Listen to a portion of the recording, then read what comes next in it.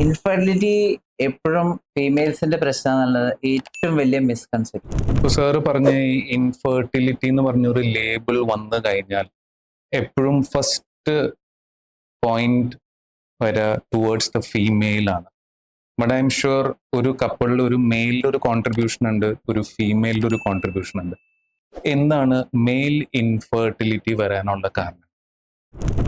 Infertility എപ്പോഴും ഫീമെയിൽസിന്റെ പ്രശ്നം എന്നുള്ളത് ഏറ്റവും വലിയ മിസ്കൺസെപ്ഷൻ. Right.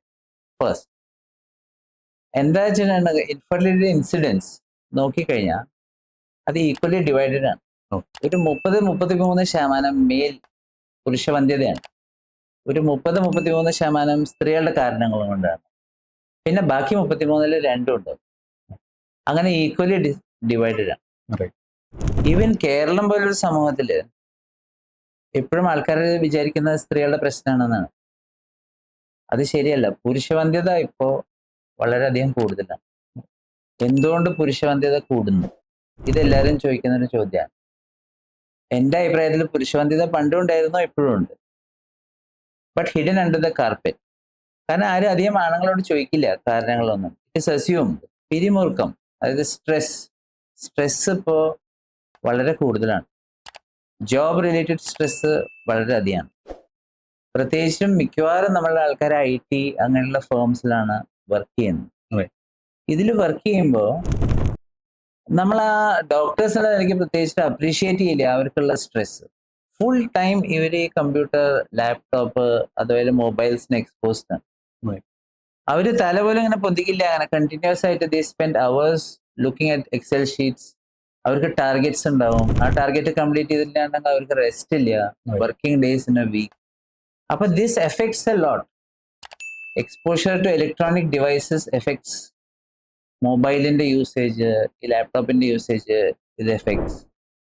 പിന്നെ സ്ട്രെസ് കാരണം പെർഫോമൻസ് ആങ്സൈറ്റി, അതായത് ഇറക്ടൈൽ ഡിസ്ഫങ്ഷൻ. ഇത് ഏറ്റവും ഒരു അണ്ടർ എസ്റ്റിമേറ്റഡ് ആയിട്ടുള്ളൊരു കാര്യമാണ്. കാരണം നമ്മളത് ചോദിച്ച് മനസ്സിലാക്കിയില്ലാണ്ടെങ്കിൽ ഇത്തരത്തിലുള്ള ഫൈൻ ആയിട്ടുള്ള കാര്യങ്ങൾ ഒരിക്കലും പുറത്ത് പറയില്ല. അപ്പൊ stress cannot be under estimated. ഒന്ന്. രണ്ടാമത്തെ കാര്യം environmental pollution.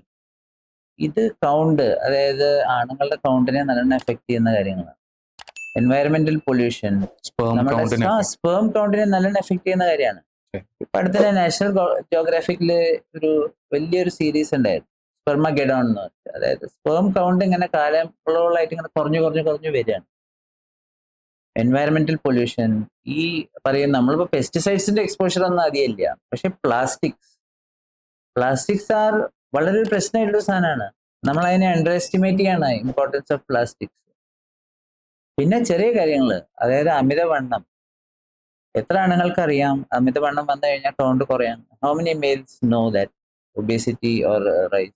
And most of the people who are sedentary lifestyle, ഇരുന്നിട്ടുള്ള ജോലിയാണ്. വ്യായാമം ചെയ്യാന്നുള്ള നമ്മളുടെ കൾച്ചറിൽ അങ്ങനെ പെനിട്രേറ്റ് ഇനി ആയിട്ടില്ല. ഒക്കേഷണലായിട്ട് ജിമ്മിലൊക്കെ പോകുന്നുണ്ടാവും, പക്ഷെ ഓസ്ട്രേലിയ അങ്ങനെ വെസ്റ്റേൺ നേഷൻസിലുള്ള മാതിരി ഒരു എക്സസൈസ് കൾച്ചർ ഇനിയും നമ്മളുടെ സൊസൈറ്റിയിലുള്ള ഡെവലപ്പ് ആയിട്ടില്ല. സെഡൻറ്ററി ലൈഫ് സ്റ്റൈൽ പുരുഷവന്ധ്യതയ്ക്ക് അടുത്ത വലിയൊരു കാരണം. അപ്പൊ നല്ലോണം പേഷ്യൻസ് നമ്മളിപ്പോൾ കാണുന്നുണ്ട് അങ്ങനെ പുരുഷവന്ധ്യതയായിട്ട് അല്ലെങ്കിൽ സ്പേം കൗണ്ട് കുറഞ്ഞതായിട്ട് വരുന്നത്. ആ പേഷ്യൻസിന് നല്ലോണം നമ്മൾ ഇൻവെസ്റ്റിഗേറ്റ് ചെയ്യണം. എത്രയും ഇമ്പോർട്ടൻസ് നമ്മൾ സ്ത്രീകൾക്ക് കൊടുക്കണോ അത്രയും പുരുഷവന്ധ്യതയ്ക്കും കൊടുക്കേണ്ടത് വളരെ ആവശ്യമായിട്ടുള്ളൊരു കാര്യമാണ്.